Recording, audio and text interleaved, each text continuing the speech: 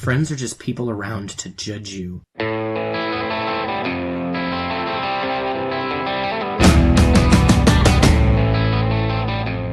Hello and welcome to this episode of the Alien Familiar RPG podcast. I am Clayton. I'm Hayley.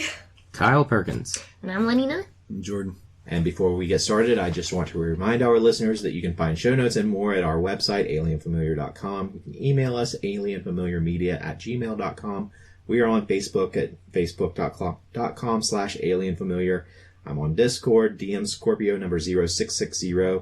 And we have a Patreon, so if you would like to give us some support in helping us to pay for hosting costs, we would greatly appreciate it. Today we are going to be talking about the barriers to player agency.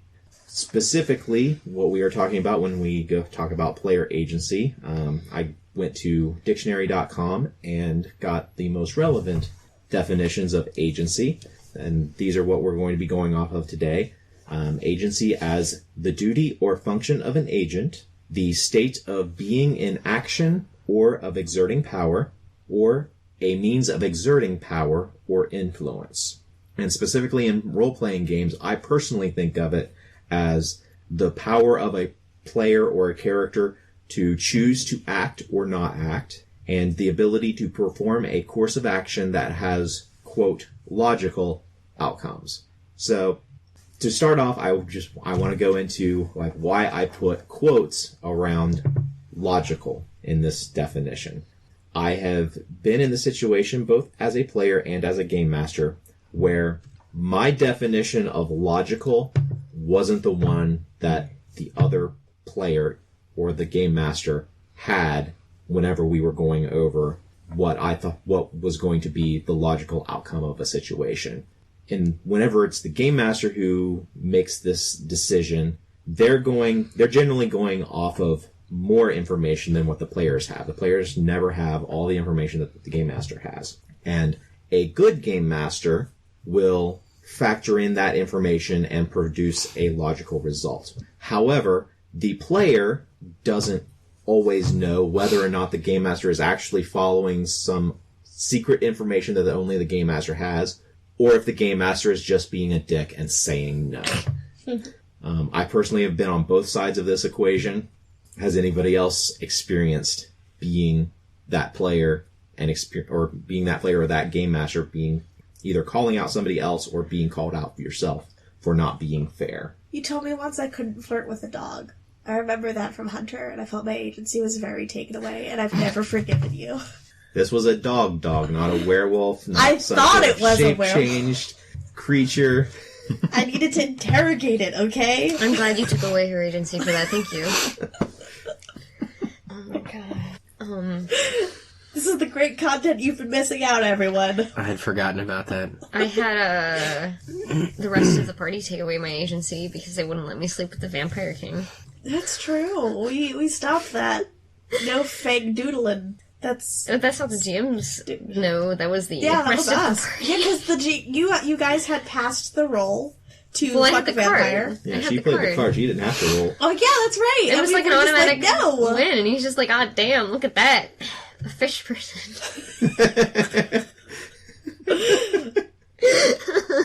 So that's legit, but the dog's not.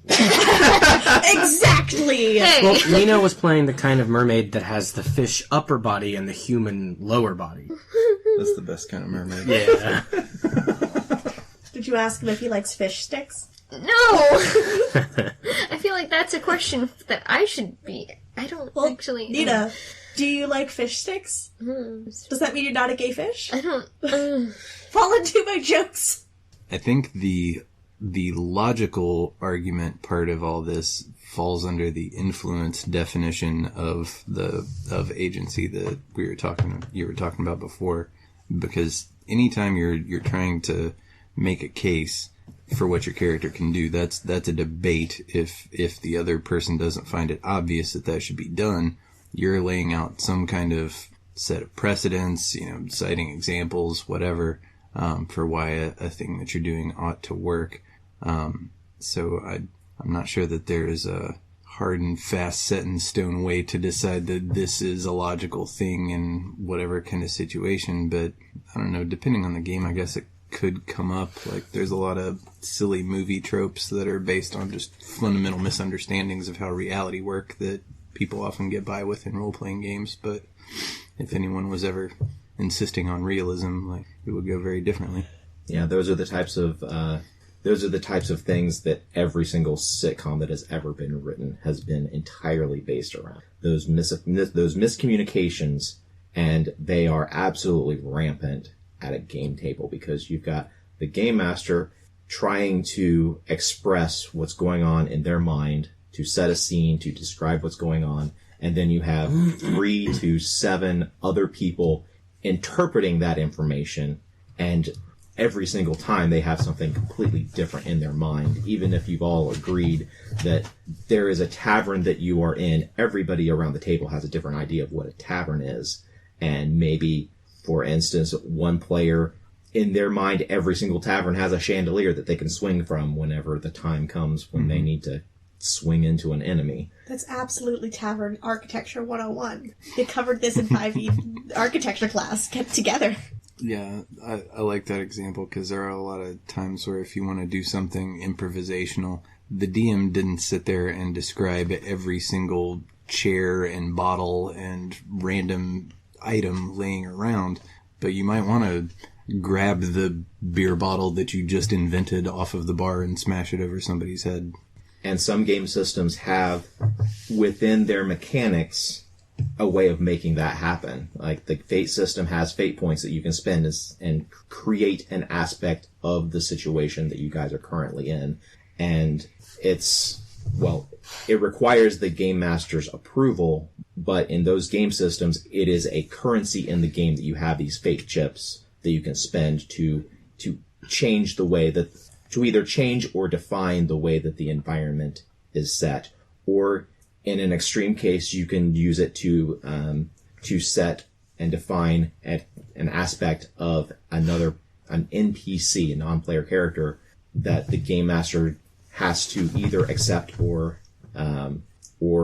give some reason why it's not going to happen. And I've played with enough game masters where most of them are really good about like the whole say yes, or if it's going to improve the game, they'll allow something to happen. But there are some of them out there who, the moment something comes up that they hadn't already planned for, they're going to shut it down just because it wasn't in their preconceived notion of what this scene was, even though they didn't describe whether an item was there or wasn't there. Have you ever done that as a DM? I am sure that I have at the very beginning of my Game Master career.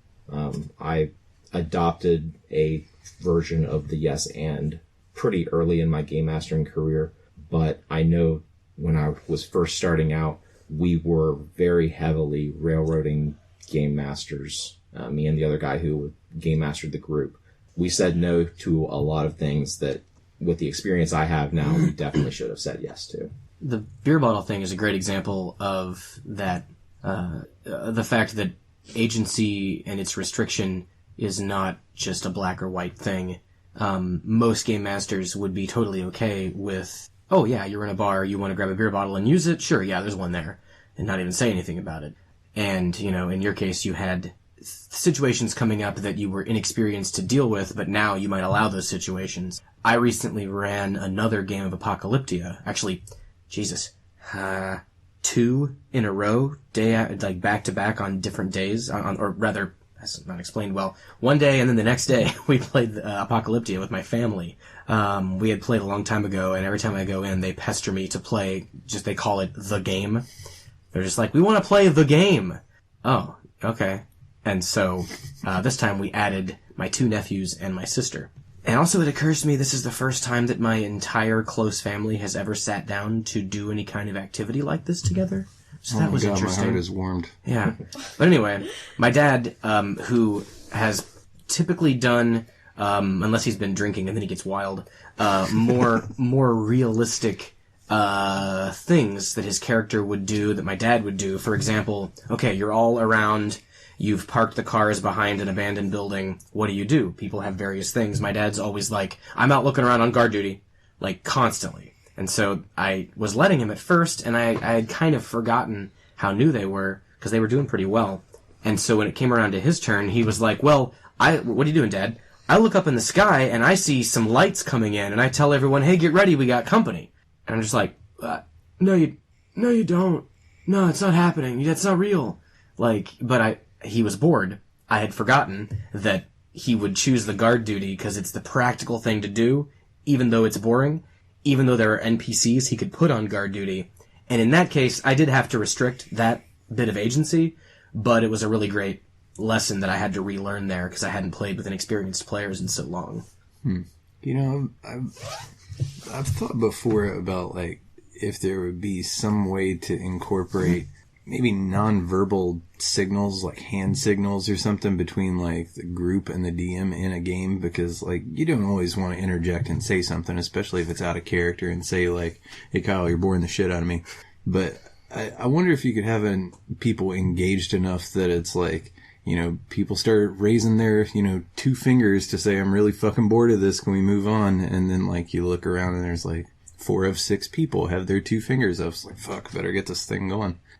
Something like that. That could be really cool, like a player's, not an ASL kit, but like some sort of hand signals. I know that they have a ton in LARPs to try and like get story modes done. If you want to exit or enter combat, there's different hand motions to show that you're not interested.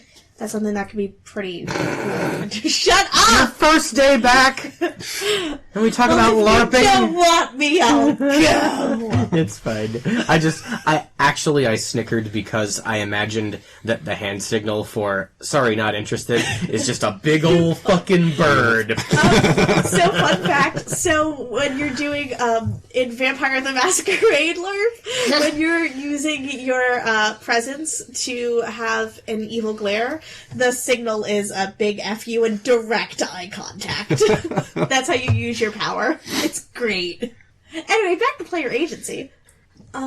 Besides the issues of players and DMs kind of breaking their social contract, I also feel that there is a lot of breaching on social contracts from player to player that takes away agency. I know I'm guilty of it a lot, because I tend to play a lot of face characters, that I often take away agency from other people who want to be a flirtatious slut. Alright, we got some combat coming up. Let's beat the shit out of these fucking skeleton dogs. Hold on a minute. Hi there, little bony puppies. How you like these apples? And you like wink at them. Like you flirt your way out of everything. And I do. some of us want to smash. You can like, smash with a hammer. Hey, listen, I will smash my way, you will smash your way. You walked agency is into being that. restricted. But yeah, I think that's something that's very aware, that players should be aware of, because it happens more often than you think. Every time somebody else opens their mouth before you is when your player agency is being taken away. I feel very attacked right now. I'm so sorry. Yeah, I was not using the global you. I was saying you specifically there, Hayley. Sorry. The vast majority of times where my player agency has been taken away, it has been because somebody else has said something before me. My typical style of play is I'm really self-conscious about hogging the spotlight, so I always try to go last when we're doing something, and if I'm going last, chances are somebody else has already said the thing that I'm going to want to do. Or found another solution to the locked door, or whatever. Well, Clayton, this leads people DMing you to assume that you're just never having fun. So now I've learned. I realize that's why. Because I always figured it was like, man, I feel bad that Clayton's just on guard duty, That is true, though. The turn order definitely has a lot to do with how much power you have over a situation. And I think it really glares when you're in a group where other characters are similar in the skill set to your character. If you're playing a rogue and somebody else is playing a ranger, and you really wanted to go sneak up and scout ahead on whatever, and the ranger gets the jump on it, then what do? Oh, I guess I'll do that too. Or I'll go around slit the other ranger's way. throat. What? Yeah. Sorry, I didn't. Yeah, you're absolutely right, Jordan. Yeah, well, there's always the solution of teamwork and friendship. Just putting it out there. Not sure if y'all have heard of it, but... Haley, I find that by pushing friendship, it takes away my agency. I'm not going to explain myself, because you all know what I mean.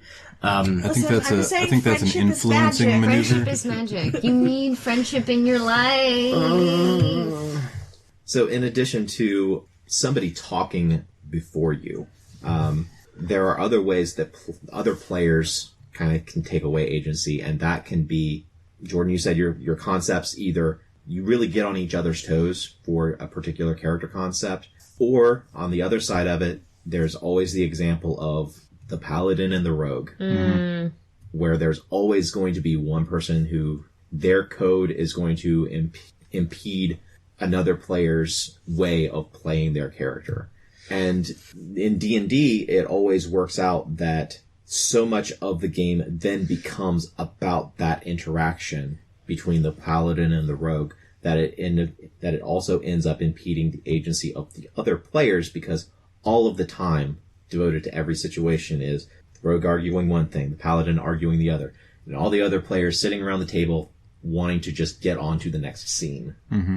Well, to have an immediately relevant counterexample, though, that has not yet happened between my rogue and your paladin in Kyle's D&D 5e game. It's because your rogue is a beta man. Yeah, which brings us to self-imposed limitations of character agency. You like that segue? Yeah. Snaps for that.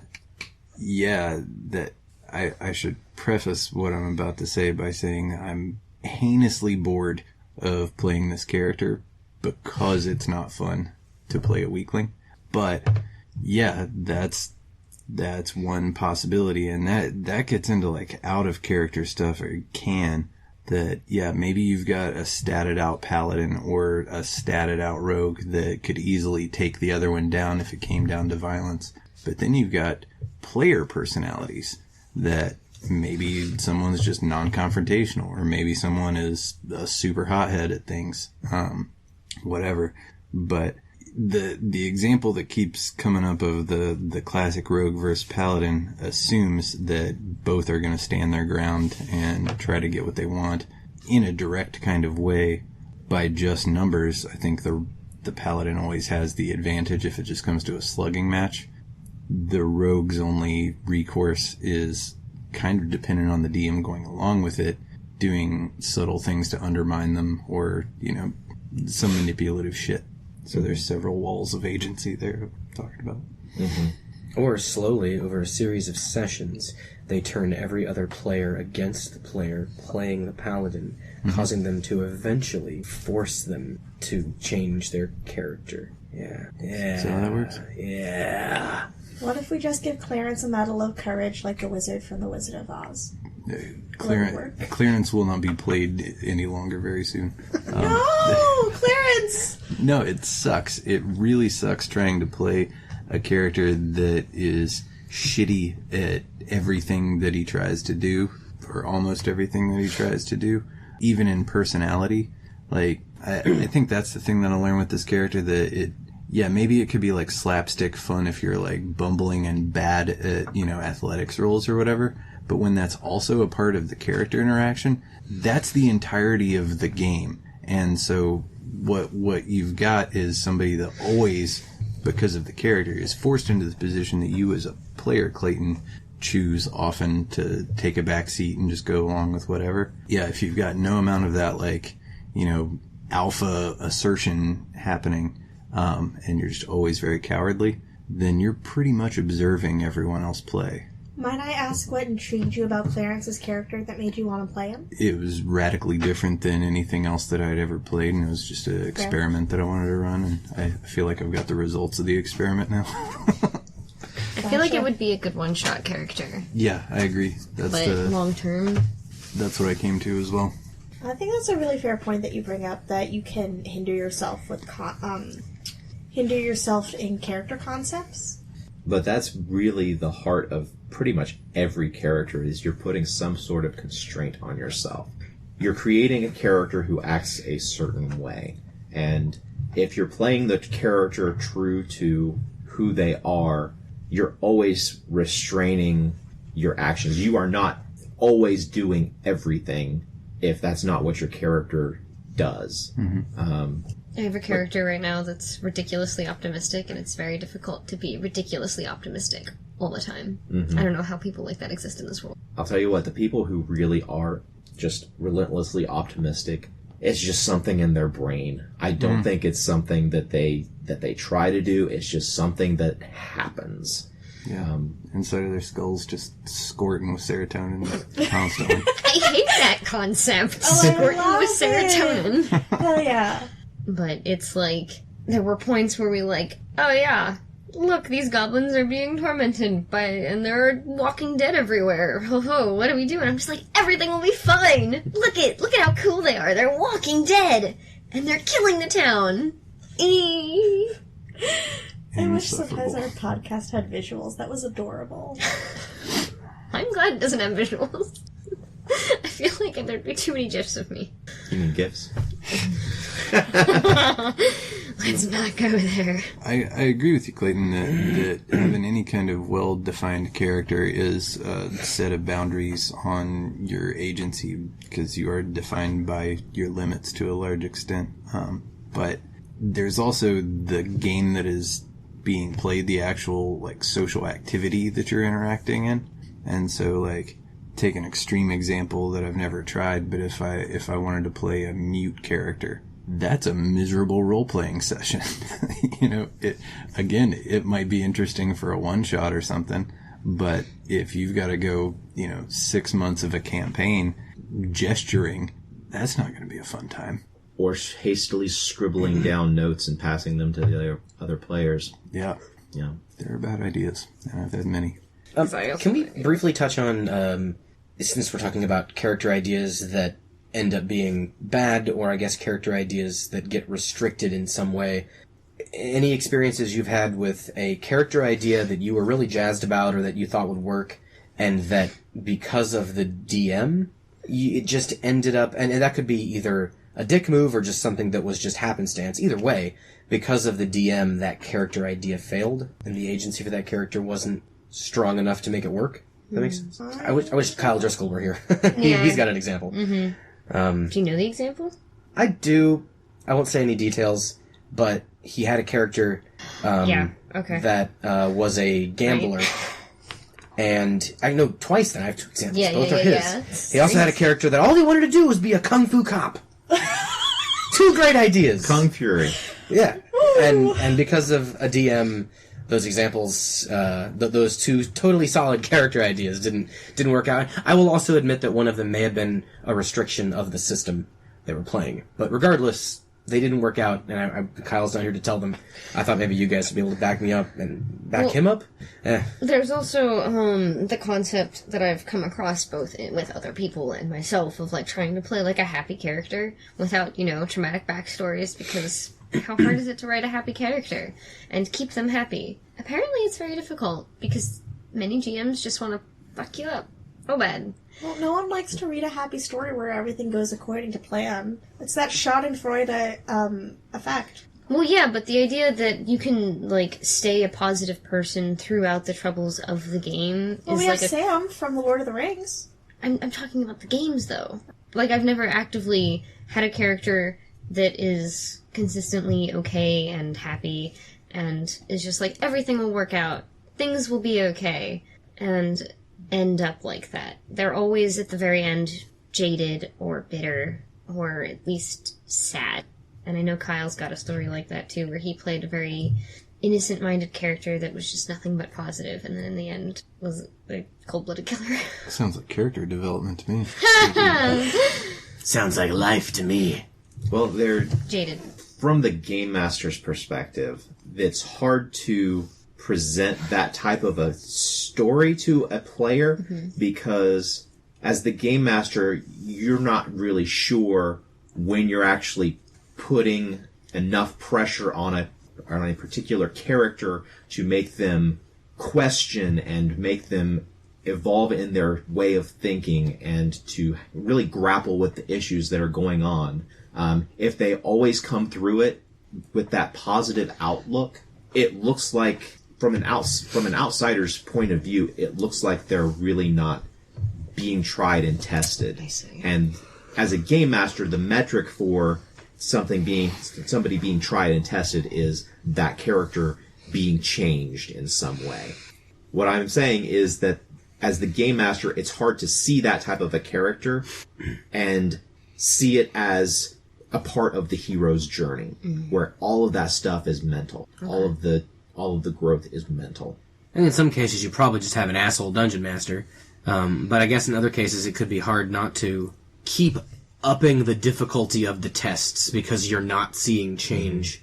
I mean, is that sawtoothing of difficulty or not? No, like the staircase of difficulty. There we go.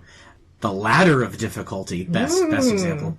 Is that itself a necessary agency reducer? If everything is so goddamn easy that a player can just do whatever they want to do to get through a problem, that'd be really boring. Mm-hmm.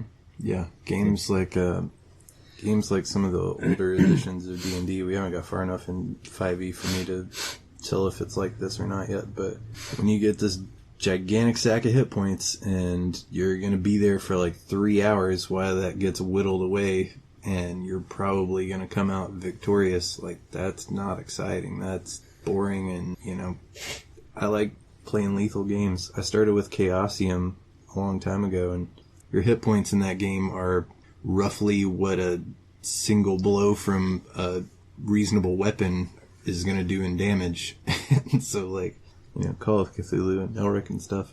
And so the contrast was pretty clear early on to me between that and, like, 2nd edition. It's like, well, if all you did was sit there and sit on a huge pile of numbers for the whole evening and wound up winning, you don't really have as much to brag about as if you were on a knife's edge the whole time and still came out, victorious. The reason I took the side of the game master in that scenario is because that was a problem. Well, I know it has been a problem that I've had. I think I've gotten better about it. It would be up to you all to say whether or not how much I have progressed. But I remember back whenever not just when I first started, maybe the first 5 years that I played, I eventually had two of my players come to me and say, hey, we don't want every situation to be a Pyrrhic victory. Mm-hmm. Like, we want something other than a Pyrrhic victory if we have a victory at all. We don't want to lose or have Pyrrhic victories that cost more than what we then more than what we got back in return. And in a lot of ways, that's a way of taking agency away from players, is that they're not able to play the type of character who is victorious. Because we play these games to be heroes. Most of the games we play your character are the heroes of the setting. And a big part of being a hero, one of the core definitions of being a hero is being a character with agency, being able to get out and affect change in the setting. There was a game that I played a couple years ago. It was one of the first Star Wars games I think I'd ever played. But we were just facing loss after loss after loss to the point where we had to, like, pull the GM aside and just be like, we're not getting anywhere. Your big bads are consistently tearing us down, tearing our characters down, tearing our morale down. The women, the children, is killing them all. It was killing them all, to the point where a victory would be escaping with our lives, running away, or only getting half of the... not quite killing them, but maiming them and then getting away. And it was just the worst feeling to just consistently be not the hero, even if we were morally gray. But everyone wants the higher ground now and again. Yeah, it's just like, you don't want to win all the time, but you don't want to lose all the time. How was that resolved? We told him to stop kicking our ass. And he eventually was just like, you guys have made some wins. And then he went back and he thought about it. He's just like, oh, oops. It's good that he realized that things were getting out of hand. Yeah. What? What are you laughing about? I'm just quoting prequels! Everything I've said the past minute! You said no. Do you want to talk about Star Wars for another episode? Yeah. You know it. Why do I even try? Speaking of Star Wars... no, I'm trying to make a smooth transition. Let me have this. Mm-hmm. So, railroading. plot lines can be something that can really affect character agency. A lot of times in, like, Star Wars set games, like, you have to go through on that, like, hero's narrative, or you have to strictly do things that are tied to the other movies, or when a DM has a strict plot that they want you to follow, it really can hinder player agency, especially if the DM's creation sucks. Transition! It can, and it, I think definitely is something to work on as a DM. We had a conversation briefly after a one-shot we played the other day about games that are sort of more like a point-and-click adventure game translated into a pen and paper RPG, in the sense that you, the DM, know, okay, there's one way out of this room, and I know that there are 14 different objects and areas within this, we'll say dungeon, not room, to get out of, or rather to look at, before you get to the exit and leave. All that matters is that the players feel like they have agency because they choose which objects to look at, which things to pick up or break or unlock. I guess that, crafting the illusion of agency and choice in a more linear experience is a skill to be developed, certainly. Even in a really railroaded game, you can still have a lot of player agency, as long as the game master is okay with the characters bullshitting with each other, having interactions with each other. It doesn't necessarily have to have anything to do with the plot, just allowing the players to have interactions with each other as the characters. That's one of the strong points about your game, your one-shots that you've been running, is even though they have been basically the point-and-click style adventure, you still are allowing us those interpersonal times that allow us to express who our characters are. And that's a level of agency that we all have, and I think that's part of why those one-shots have gone so well, even though they've been so on rails. Mm-hmm. One-shots almost always have to be on rails, or else you're not going to get to the end at the end of a one. Took me a while to learn that, Clayton, but boy did I. And that's how you allow players to have fun in one-shots, is to allow them that limited freedom to do or not necessarily to do, but to say whatever they want to each other, to have those interactions how they want to. Like, for instance, my character creating that friendship with Katie's character, allowing that to grow organically. Even in the course of just one session, there can be character growth, and the character growth doesn't come from the story. The character growth comes from the interaction with the other characters. I know that this was brought up when we were brainstorming on what to talk about the topic, but whenever we talk about losing agency, I've always seen that as something that's negatively connotative. But I know that you had brought up that sometimes it can be a positive thing to have lost agency. Yeah, couple things about that. Well, for one thing, I guess the whole activity of sitting down with a bunch of people and playing in a role-playing game is automatically giving up some portion of your imaginative agency to other people, because you're creating a shared imagination. And so there's sort of an economy of agency that's kind of going on there, where you're throwing in your bit and saying, I'm not going to be dictator of this story as I am in my own fantasy, and in return for that, I'm going to get some excitement because I don't know what's happening. I'm going to get, fun time with my friends and yada, yada, yada. But as far as the benefits of having a clear limitation, yeah, we were talking about before, playing a game in a video game in God mode, it's just not fun. Just like playing a game like 2nd edition D&D, I think is less fun than playing a game like, Call of Cthulhu or whatever, where you're defined by how limited you are. That's, that is the definition of your character. And overcoming that is what's interesting. So like a horror game, for instance, most horror movies don't involve like a SWAT team or superheroes, because it would fuck up the whole thing. The fun of it is being vulnerable. It's being a normal person. Even if you find a weapon, it's probably not effective against the ghost or whatever that you're trying to deal with. And so working through this situation where you have little to no power at all. It is the excitement of it.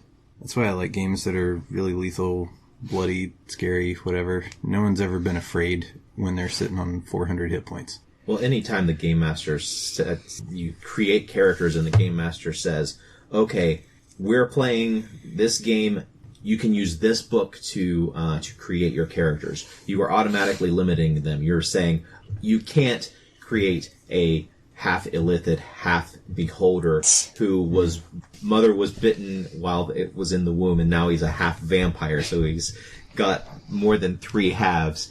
RoboCop is not in Forgotten Realms. Yeah. Anytime the Game Master limits what the players can choose, that is a version of limiting player and character agency. And it's required in order to play a particular type of game that even if you're all deciding, okay, we are going to sit down and play Forgotten Realms tonight, everybody knows that automatically limits a bunch of things that they can select from. Mm-hmm. And that is a degree of player agency that is required in order to even make characters that make sense. Mm-hmm. I think you'll find that players will limit themselves, too, willingly. Imagine we sit down for a one-shot and I say, okay, this is going to be a post-apocalyptic game. You'll figure out the apocalypse as we get into it. I need you to make someone that could exist in Brooklyn. Go. People could theoretically make someone on a SWAT team, or someone who is like a Brooklyn borough president, or like has other social or physical power. But I think a lot of times, and even those characters have restrictions, a lot of times you'll find that somebody makes I'm going to be a taxi cab driver. Okay, any family connections? Yeah, sure, I've got a husband and a daughter at home. Okay, says the DM, and they've restricted what that character might do by giving themselves a family and a job. Even though they might think, well, that means I automatically have a car, that's awesome. People are going to make characters with flaws, because it's interesting. I think you'll see that players willingly enter that restrictive contract, and you're right, even by opening up the Forgotten Realms book to make a character, they're entering that contract.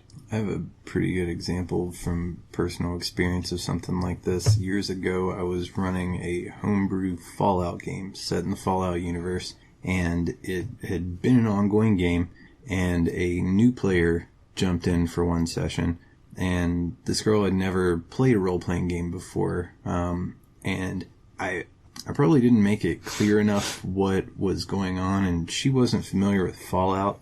But I think I probably made the mistake of being like, you can play whatever kind of character you want. Something off the cuff like that.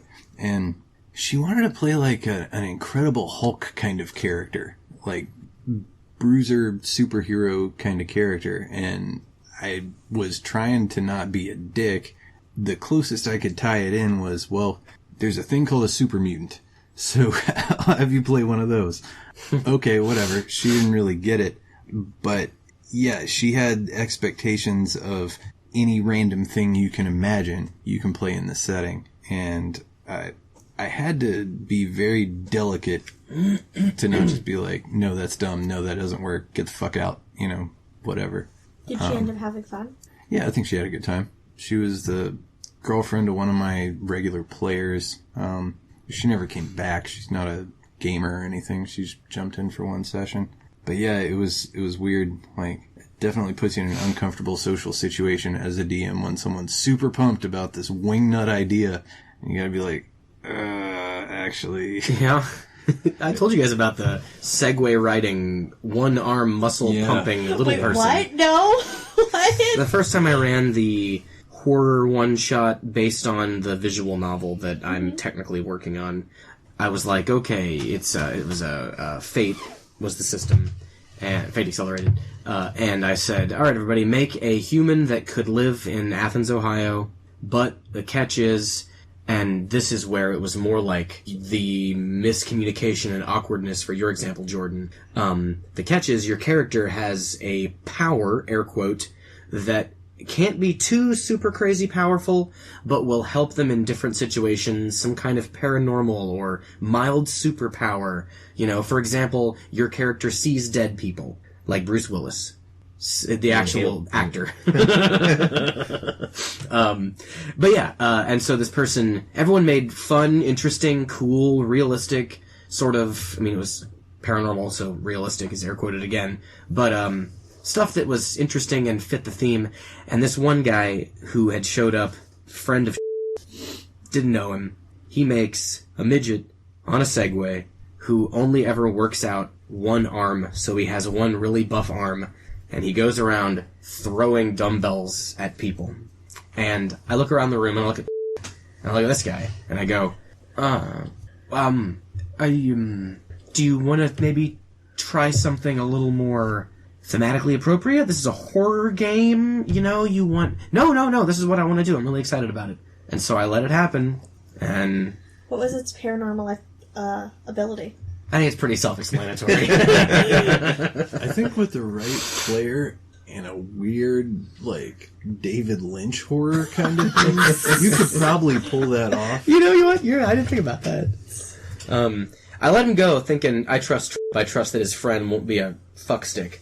And that their friend will be a fuckstick. And he turned out to be a fuckstick. And so I killed him. The player. No, I know the character. I killed the character off. He died. I think it's worth pointing out the separation between limitations on character creation agency due to theme and setting and whatever, and mechanical limitations within the game system itself. Personally, I think it is the mark of a good role-playing game if there is a lot in the rules that a character can try to do, that there's system support for a big variety of imaginative approaches to games. There's plenty of lighter weight games that are like, well, you know, you can just kind of do whatever you come up with and just figure it out. And I've always felt like that's like kind of a half-baked role-playing game and just, you know, leaving a lot of the work they should have done to the player and the DM. But let's go back to this old whipping boy 4th edition D&D. It's set in the rules what you can do. Mm-hmm. And you're not going to do anything else. You're going to play the game like the designers told you to play the game. Is it a standard action, move action, or a minor action? Yeah. You want to do anything with any flavor to it? Nope. You do one of your standard attacks and you can talk about it however you like. But as far as game effects, it's what's on the page. And lots of game systems do that.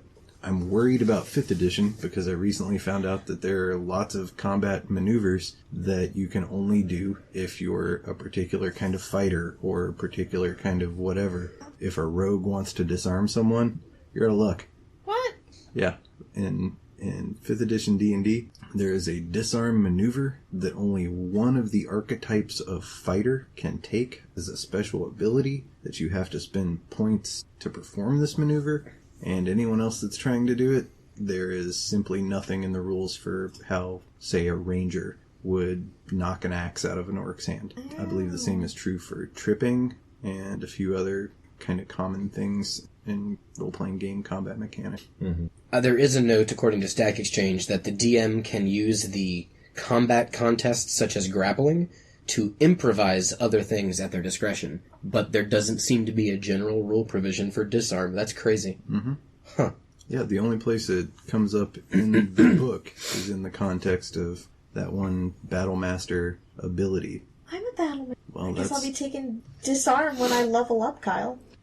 Too bad my enemies use super glue on their weapons. I'll just have to cut their arms off then. I'll disarm them. Hey. Literally.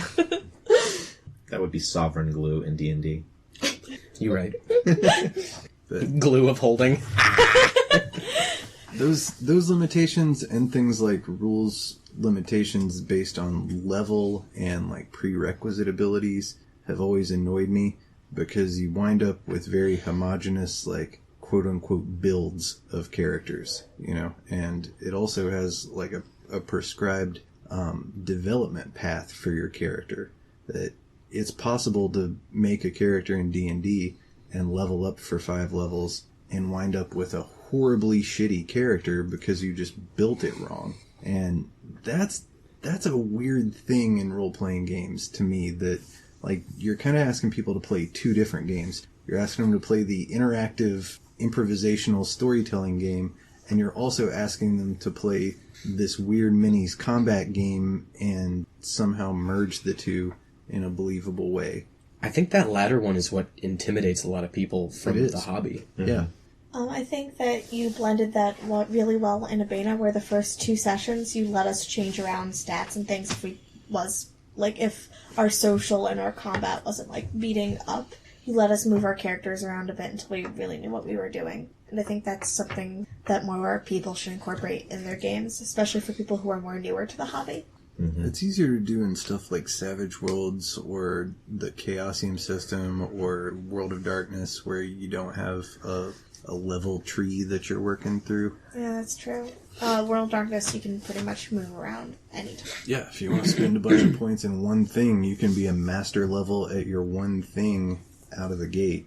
Ooh, can we argue about social influence as game mechanics? Yes. As character agency limiters? You mean using persuade skill against another? Yeah, bluff. And... No, that's an entire topic in and of itself. I think this is totally germane here. It is definitely appropriate. We could talk about it a bit, but I want to tackle this as an entire topic in and of itself.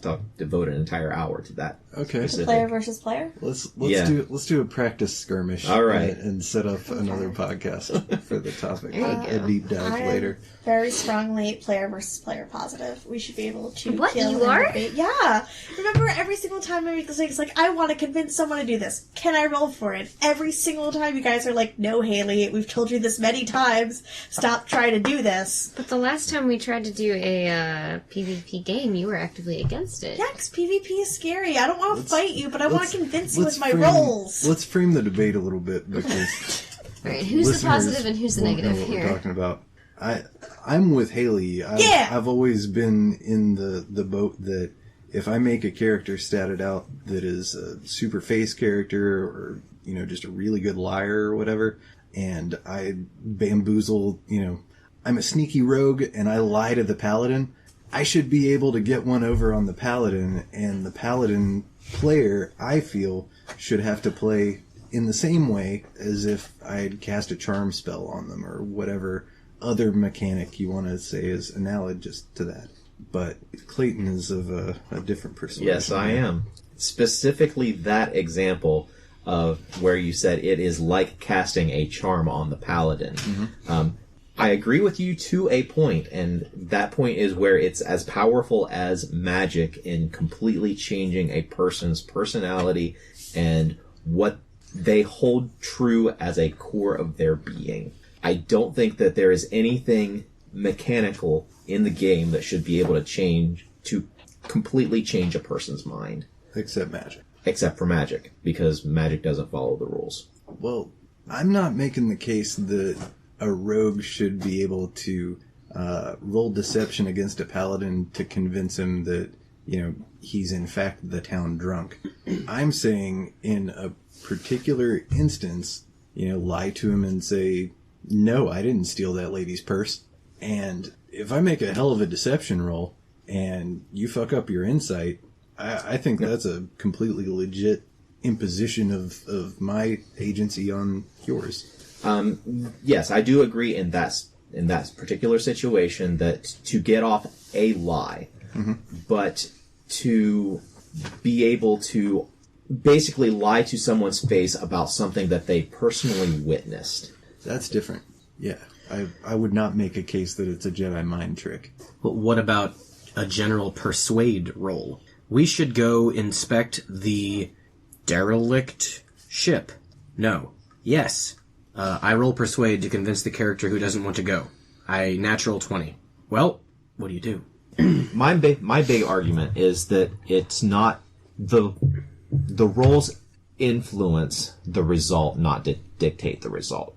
So in that instance, say two characters were arguing about where they should go next, and for instance, they both roll persuasion in order to see which one has the more persuasive argument. One person gets 1 point higher than the other person in their persuasive argument. I don't think that the player with the lower roll automatically has to then go along with that decision.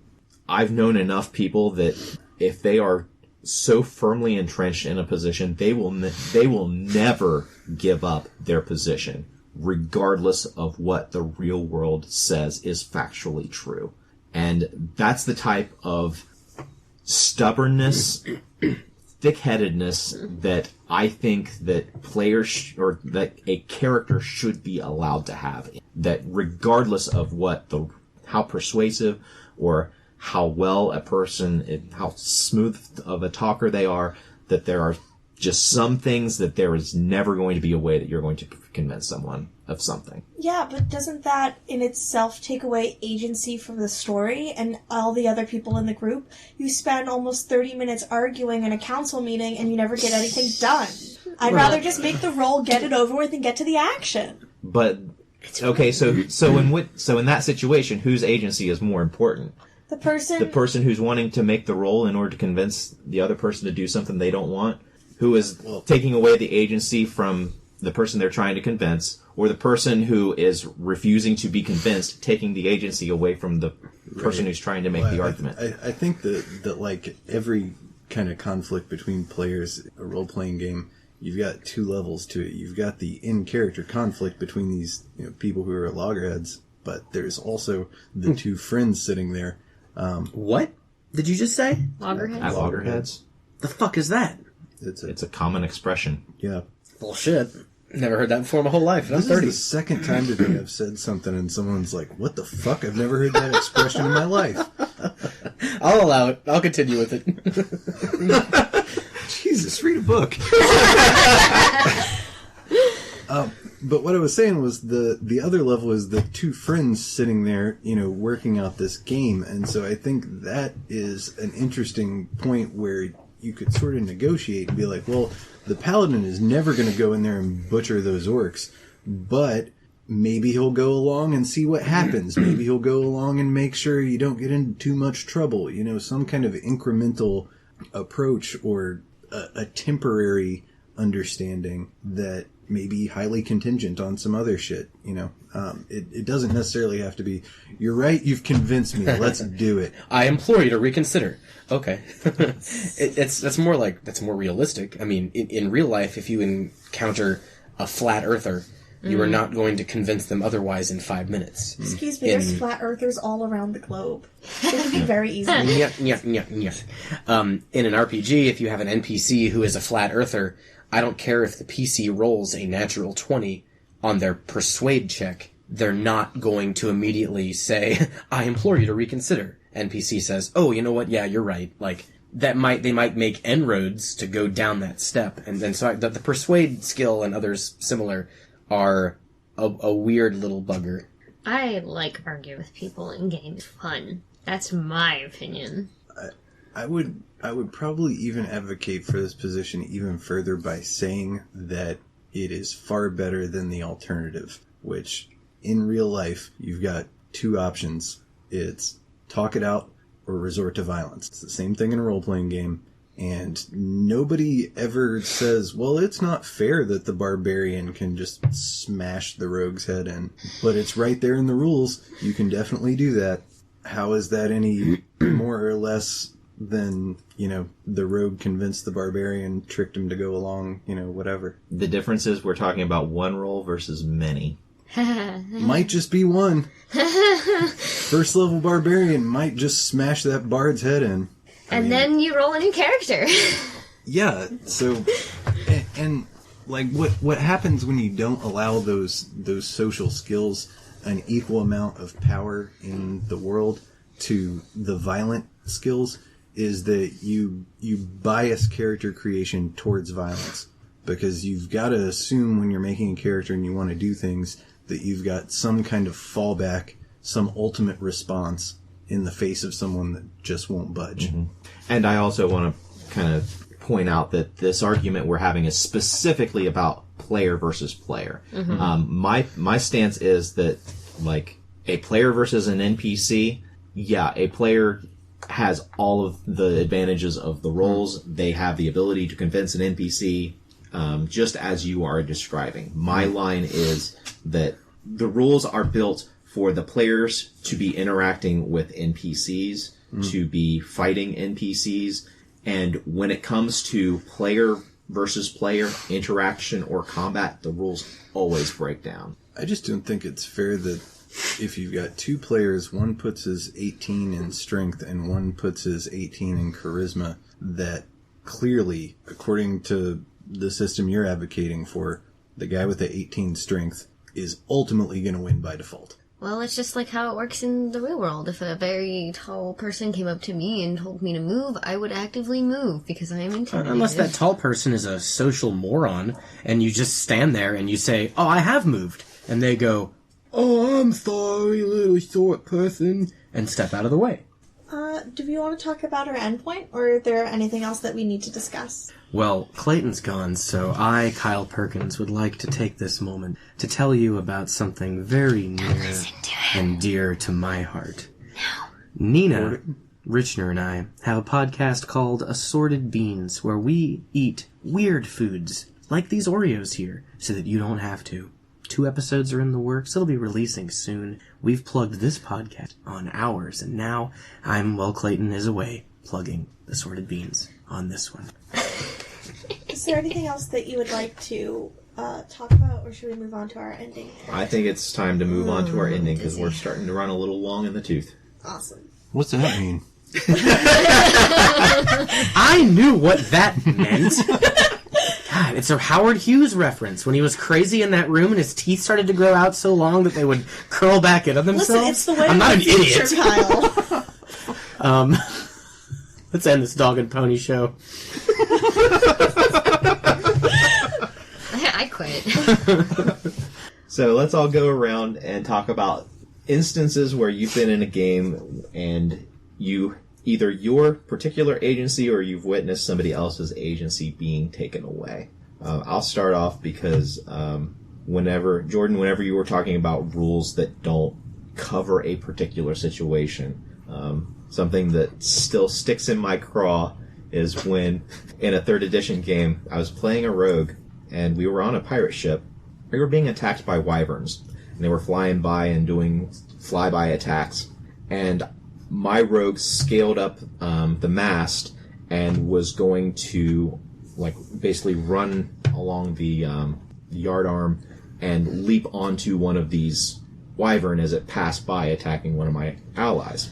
I tried to do this, but in the 3rd edition 3.5 rules, there are no rules for forcibly mounting an enemy.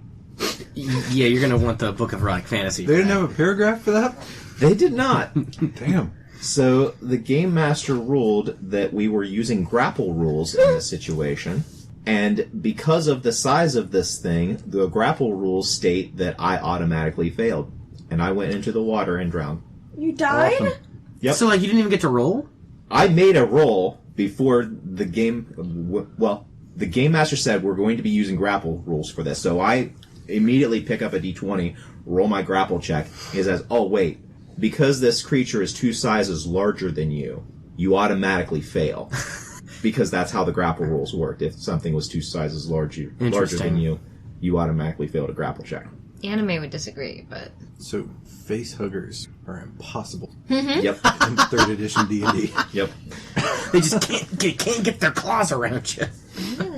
Just can't... It's so weird. Didn't he consider that, that was just, I don't know, not... I thought I was Not being ideal. a heroic badass by leaping off the ship onto this flying creature and trying to take control over it to attack its allies, but nope.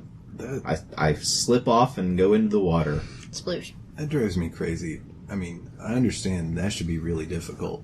It should also be possible. Yeah. Yeah. I got one similar. Uh-oh. This is my biggest gripe I've ever had, and I will go to my grave never letting it go. My vampire lark. Uh-huh.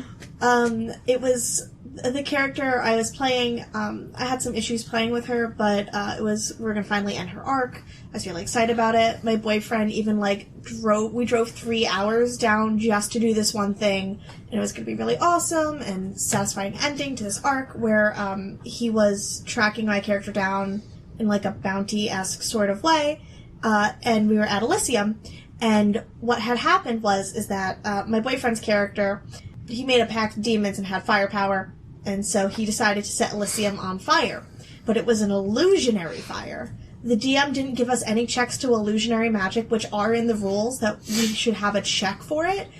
He also ringed it off so only me and the people involved in my story were in this combat, so everybody else had to wait in the corner trying to, like, get into the fire, even though it was an illusion and should have been doing illusion checks. And then 3 people had set bombs in Elysium secretly, and we weren't allowed to do any checks on that, even though, like, there's magical rules saying that you can't put bombs in Elysium. Like, there were, like, precautions in check.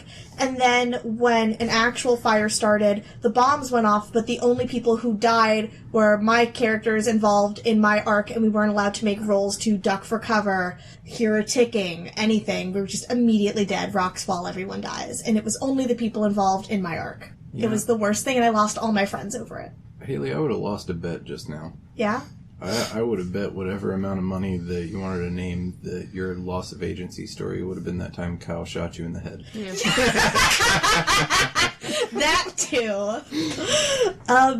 No, honestly, this hurts me more because I was so excited to finish this arc story, and I mean, even if I got like a roll or if I ended up dying, I couldn't do anything. Mm-hmm. My character in the first instant that the combat started, I got pushed to the ground, and everyone was fighting over me, and I couldn't move. The only thing I could do was stand up. I took my action to stand up, and then the bombs went off, and I died.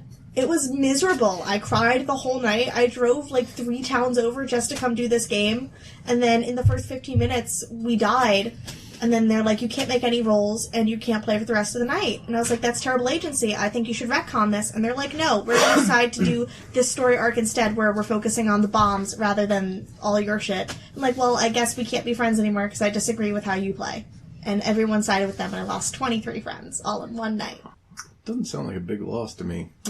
I know, but it still hurts because it was really big and unexpected, I guess. I mean, I feel like I'm having much better games and friendships outside of that, but, you know, it still hurt, especially because I didn't see it coming. And you're going to be burned anytime you put that much effort and energy into something, and then it's just taken away. Jolene is one of my favorite character concepts, and I know that we were talking about maybe doing Vampire, the new edition, on podcast, and if that ever happens, I'd love to try and play her again, because I really, really fucked it up.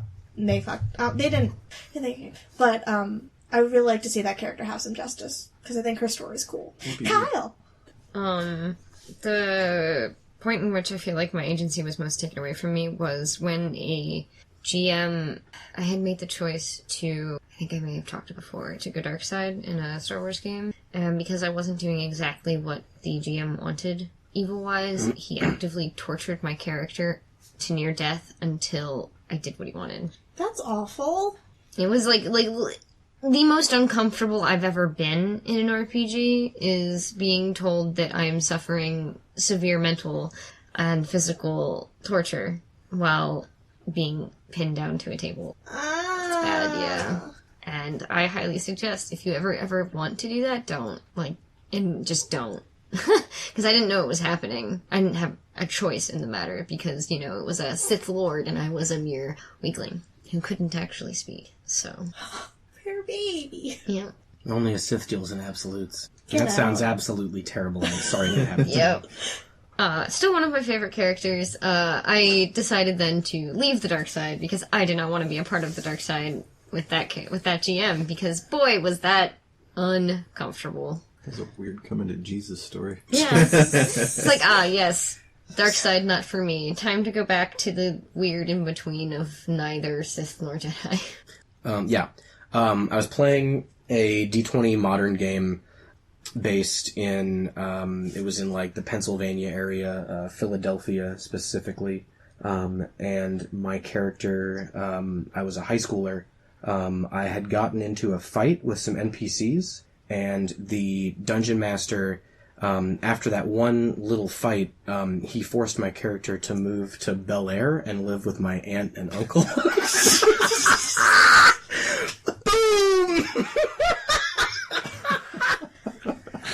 I don't think I want to be your friend anymore.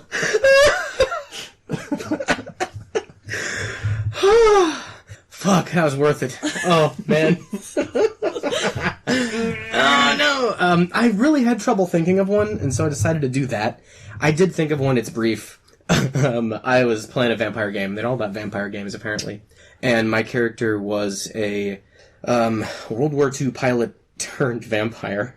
And the dungeon master wouldn't let me go to an airport and find an old plane and fly it. Wah. That really hurt. That is a true story. Alright, I got a story about one time when I took another player's agency. When you took a player's agency? Uh-huh. That's uncomfortable. So, it's alright. Yeah, so we were playing this game. I decided to make like a chaotic evil Viking kind of guy. And, I was doing what Viking dudes do, you know, going around wrecking people, taking their stuff, whatever. And, there was another character in the group that, well, he was not a very effective warrior. And in fact, he was much more of a talky kind of guy. He had a little bit of magic, didn't he? A little bit, but nothing, you know, Cantrips? prohibitively powerful. And so, yeah, I'm doing my thing. He takes issue with it. And he tries to stop me, and pretty much put him on his ass. And, well, that all could have been avoided if he just could have made a social roll to talk me out of it. Good night, everybody. I hear the voting caller and talking about the ham and eggs. If you were going to do it, we're going to do about these ham and eggs. Frasier is filmed in front of a live studio audience. I want to unfriend you in real life. Oh my god. I remember hearing about that afterwards because I came to the next session afterwards and they're like, everything's gone to shit. You're too happy, change your character. It's a different game now. Because you fucked it up so royally. I didn't fuck anything up. Well played.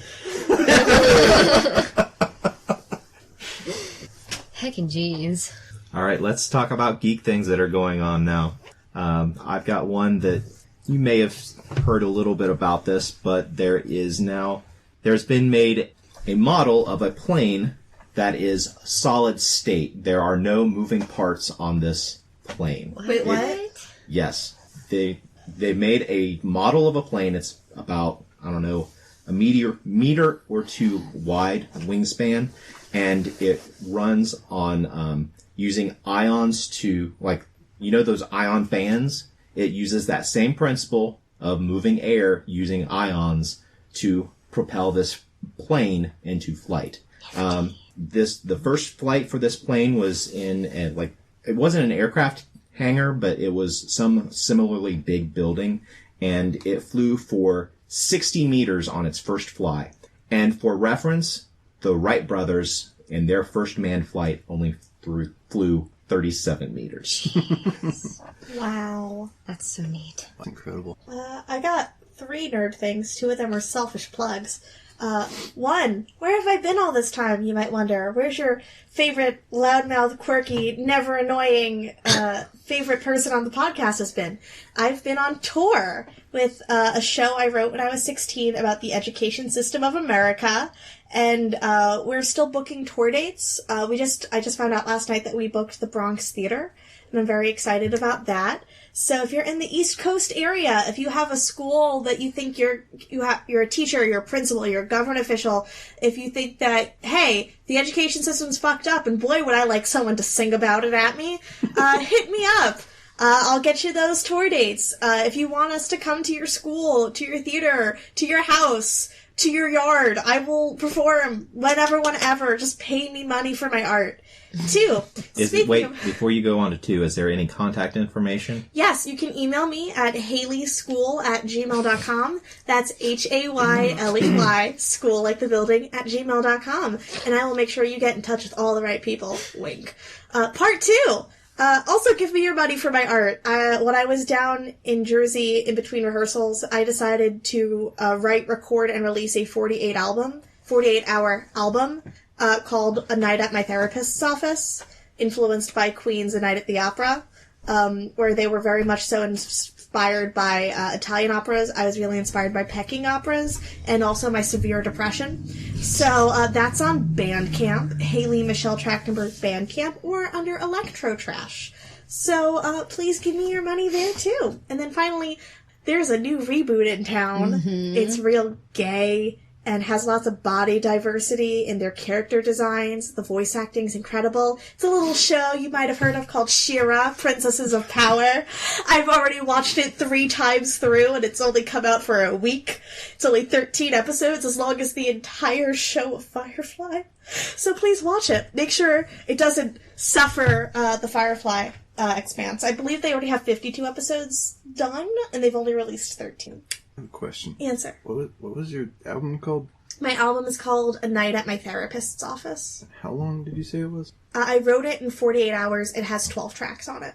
Okay. The way you said it, it sounded like it was 48 hours long. I sang for 48 hours long, because that's the kind of art I make, I guess. I was just going to ask I believe it. How long at night at your therapist is.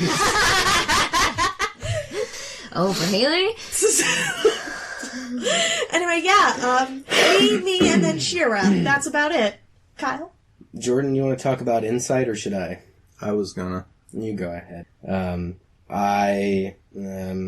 I'm restoring what is commonly considered to be the worst moped of all time. the AMF Roadmaster 115. It's a 1978 friction drive moped where a spring pushes the engine, turning a little friction roller down onto the back tire of the moped, causing it to spin. Doesn't work in the rain because it reduces friction. Dirt roads reduces friction. The transmission system is one wheel on your wheel? Another wheel. Yeah, put your wheel on my wheel, and you've got the AMF Roadmaster. And this was manufactured by AMF, who makes bowling equipment. But who owns them? Them? AMF purchased Harley Davidson around this time, and so a lot of people call this the Harley moped. Harley had nothing to do with this moped. Harley later made enough money; they were in hot water financially. They made enough money to buy themselves back. So... You're telling me the new generation Harley motorcycles are not going to use that high-tech transmission system? That is correct. Future bikes? That is correct, unfortunately. Damn. It's ahead of its time. I've tracked down a bunch of history on this thing. I found a forum post where a guy who worked at McCulloch, they make chainsaw engines, and made the engine for this moped. A guy who worked at McCulloch sat a few desks behind the drafting station of the engineer who made the engine for this moped. And they basically, from 1 year's time, in about 1 year, it went from being a gleam in the eye of AMF to having thousands rolling off the assembly line. And this poor engineer had to, design a from-scratch motor based on their chainsaw engines to power this thing. It's a wacky little fella. So you're retrofitting it to run on ions? Solid state technology. I have the thought that if I can't get the engine running, although it does have compression, if I can't get it going, I'll just strap some kind of electric motor back there and mount it under the same housing so it looks like the weird old moped but is modern. Anyway, that's all I got. Ruby Volume 6 has been out for a while, and my top tier favorite character that I've actively cosplayed is returned, and I'm all hyped for it. And this is my selfless plug of it's December. It's gonna be a really bad winter. Please try and donate to your local communities and shelters and all of that fun stuff for people that may need it. We are doing a coat drive. I suggest you try to do something similar. Give blood. Give food. Give things. Be kind this winter. And remember that there's always somebody in need. Yay. That's it. Yeah. So we got another Mars probe landed safely, and that's pretty fucking awesome.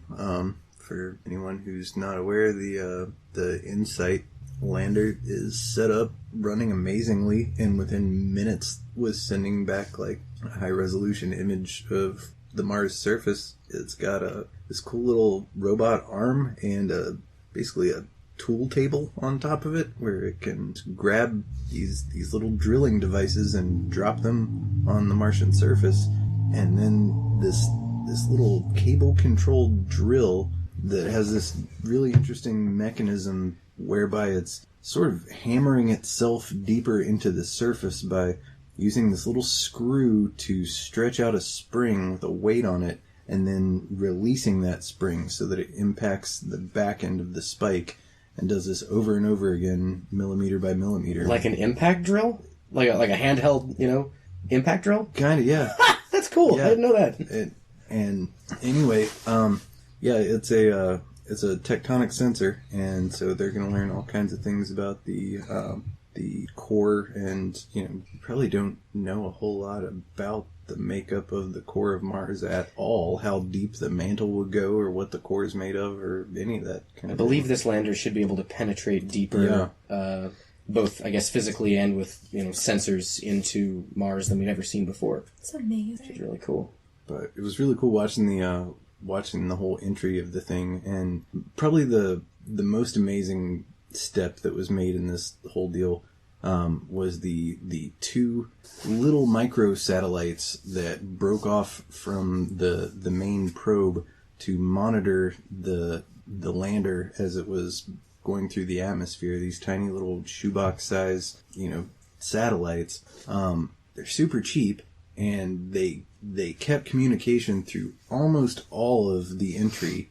They lost it for a few minutes because of plasma or whatever. But now that sets the precedent that we can send out super cheap and reliable probes wherever the fuck we want to. So let's start kicking junk out into the galaxy. Also, it signals good news for citizen science and other smaller agencies and groups. Mm-hmm. Piggybacking payloads is a very exciting future prospect that is only a fairly recent trend in space exploration. Doing something. All right, guys, what do you say we stop this bullshit and start rolling some dice?